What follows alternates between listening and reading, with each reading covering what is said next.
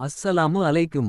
இன்றைய வீடியோவில் நாம் பேசப் போகும் தலைப்பு பலருக்கு தேவைப்பட்டும் நேரடியாக கேட்கத் தயங்குகிற ஒரு விஷயம். அது தான் இஸ்லாத்தில் மாதவிடாய் பீரியட்ஸ் காலத்தில் உடல் உறவு பற்றிய தெளிவு. இது ஒரு இயற்கையான பெண்களின் வாழ்க்கையில் நிலையான ஒரு நிலை.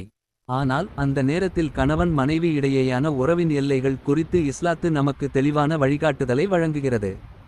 அல்லாஹ் சுப்ஹானஹு வ தஆலா சூரத்துல் பகராவில் 2 முதல் 222 சொல்கிறார்.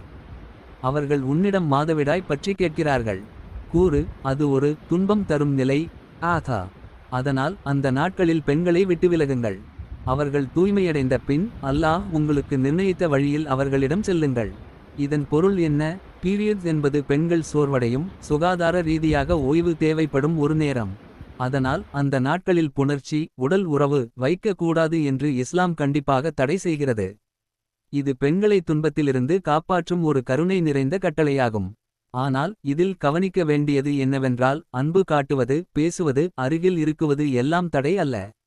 அது ஒரு தடை நேரமல்ல, அது ஒரு பாதுகாப்பு தரும் பரிவும் புரிதலும் தேவைப்படும் காலம்.